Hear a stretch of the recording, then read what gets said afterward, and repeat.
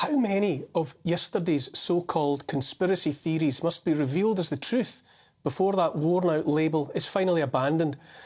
It's still out there, of course, casually tossed at anyone questioning lies, old lies and new lies. For as long as it lasts, I'll be proud and relieved to wear the badge of conspiracy theorist like a battle scar. It's been a couple of years at least for me now, but to be a conspiracy theorist is to have been right all along, despite the efforts of the paid-for liars. And it's also to be demonstrably well ahead of the gullible, still believing in smoke and mirrors. Conspiracy theorist was first used by the CIA to shut down those who doubted the official line about the murder of John F. Kennedy, that fishy old tale about a lone shooter and a magic bullet, and then that lone shooter being shot by another lone shooter before he could talk. That was in the 1960s, and from then, the label conspiracy theorist worked for decades as the means to make thinking people too scared to speak when they smelt a rat. Let 2024 be the year of clearing out the rubbish, the trash, the long overdue year when the past their sell-by-date labels, conspiracy theorist among them, are cast into the dustbin of history. Conspiracy theorist is hardly the only label used for ridiculing and so discouraging the truth. Over the last couple of years, those paid-for liars were churning them out like there was no tomorrow. Indeed, frightening people into thinking there would be no tomorrow unless they did as they were told was the whole point of the exercise. Granny killer, COVIDiot, denier. After conspiracy theorist, my own personal favourite is unvaxxed, still actually applied as though it were an insult. I sit here before you loud and proud as an unvaxxed conspiracy theorist, although I'll be honest and say, like many others, I worried about the consequences of outing myself as someone who had refused the jibby jab. Remember when to admit being unjabbed was not just to risk ridicule, but exile from society, inability to earn a living. What was I afraid of? For some of the time, I think I was actually afraid of being right, because what I came to think about those products as the months passed and the coercion to submit to them intensified kept me awake at night. But I know now that I've yet to meet anyone that regrets not letting that succession of pricks anywhere near them. To this day, I don't know anyone personally who died of COVID, but I do know or knew too many people who have since and suddenly and unexpectedly died of something else or been diagnosed with life-changing chronic illness. Hardly a month goes by without my hearing about another heart attack, another stroke, another 20-something dropping dead when no one had any reason to doubt they were in otherwise perfect health. Since January 2022, there have been more than 100,000 excess deaths in the UK, 30,000 more than the total of British civilians that died during the 6 years of World War II. What rational person resists asking questions about a statistic like that? More and more serious people, scientists and physicians among them, question whether COVID-19 even was a pandemic and suggest the deaths of the elderly during that time were at least in part on account of treatment meted out to them that was inappropriate, to say the least. All of this is in the public domain, and I say demands serious contemplation. Pfizer is being sued by the state of Texas for allegedly mis-selling its vaccine product there, wildly overstating its efficacy. The AstraZeneca product has long since been withdrawn and is routinely labelled defective. And yet Bill Gates, who has described vaccines as his best ever investment, is out and about promoting the use of products built upon the mRNA platform in livestock and arable crops that might be the food of billions of people. Having conspiratorial tendencies may actually be the best protection out there. More and more of us say the elephant in the room when it comes to a grown-up conversation about all the unexpected dying is the suggestion of a temporal link between excess deaths and the rollout of the jabs. A factor among all the rest, and surely demanding of rational consideration, is that excess dying in both 2022 and 2023, when hardly anyone died of COVID, continued at over 9% after the rollout of the products marketed and frantically pushed by all and sundry as vaccines against the disease. Whatever those people are dying of, it isn't COVID. Pfizer have long since made clear they were never even asked to test if their product would stop transmission from person to person, and yet the apparent certainty of its stopping the spread to granny was preached as holy writ.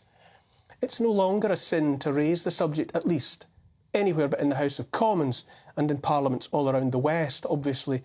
And everywhere there are louder and louder calls for the once and for all withdrawal from the market of the various injectables. But still, most medical professionals are yet to voice any doubts or concerns of their own.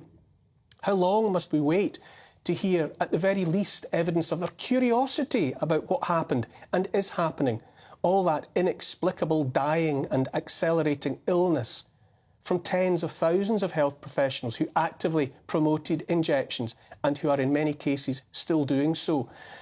I make no apologies for still banging on about the jabs and the excess deaths, despite the ridicule it still draws in my direction, and I'll keep on banging on until every last drop of the truth is squeezed into the public domain. But my incredulity at the maintenance of conspiracy theorists as an insult goes much further than that. Right now, we're being treated to the Epstein client list, the list that was maintained and jealously guarded by the world's most famous dead paedophile. Most famous, apart maybe from Jimmy Savile, honoured by royalty and the state both. Like many people, I don't for 1 minute accept that Jeffrey Epstein committed suicide.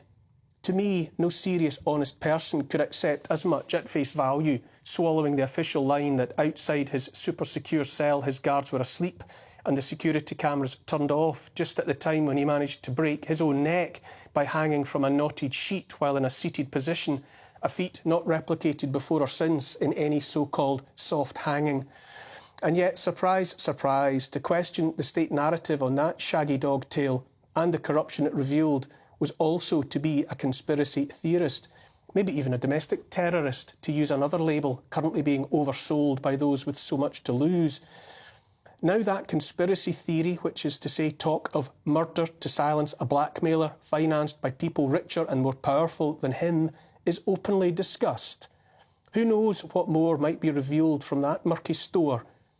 It's still borderline treasonous to question the legitimacy of the 2020 US election, and yet we have long known that the truth of the Hunter Biden laptop, the honest and open revelation and discussion of which, at the time, might have affected that election in a way not beneficial to his dad, Joe, was determinedly suppressed by the media and the tech giants acting in concert.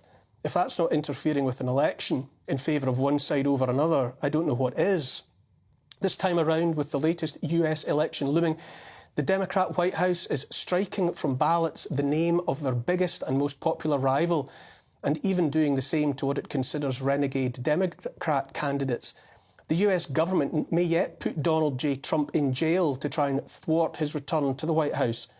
Once the land of the free, now more and more commentators are describing the US as behaving increasingly like a banana republic. And yet, with a straight face, Hillary Clinton and the rest of US political royalty loudly declare they are acting to defend democracy itself. If it walks like a duck and quacks like a duck, and I say what's quacking in and around the White House now is a flock of shameless crooks, as corrupt and dangerous to life, liberty and the pursuit of happiness as it gets. Of course, conspiracy theorist, granny killer, COVIDiot, COVID denier, election denier, domestic terrorist and the rest are hardly the limit of the name-calling. In an attempt to shut down questions about the war in Ukraine, anyone asking was automatically to be labelled a Putin apologist. Now a generation of Ukrainians lies cold in the clay. To be sickened by the slaughter of tens of thousands of people in Gaza, children and babies among them, is to be labelled an anti-Semite, despite the fact Jewish people all over the world have joined the pleas for the killing to stop. It's not just bombs and bullets snuffing out lives in Gaza now, but man-made famine and its attendant pestilence. All four horsemen of the apocalypse are therefore abroad in that tortured scrap of land, and yet the majority of the nations of the West cheer them ever onwards. I've been called all the names. It's virtually a rite of passage on the road to accepting the obligation we have as members of the human race to voice doubt and ask questions about courses of action being adopted on our behalf by people we did, or in our case, didn't vote for. Here's the thing. Exactly how long is the lag between the bandying about of conspiracy theorist and the application of more accurate labelling instead, being perhaps person who knew and said so despite the certainty of abuse. How long is it to be in future? 2 years? 2 months? 2 days? Because it feels to me like the gap is closing faster and faster. So many state and corporate lies are exposed. Those of us paying attention already await the next lie. Cyber attack, war against Iran, whatever. We're stepping out into a new year. I'd like to hope it might be a year of change, for the better, away from state-sanctioned lies and towards truthful answers to questions from honest people. The US is not alone in contemplating an election this year. At least 40 countries around the world are doing likewise. We'll likely have one too. I said it was time to clear out the trash, and I mean it.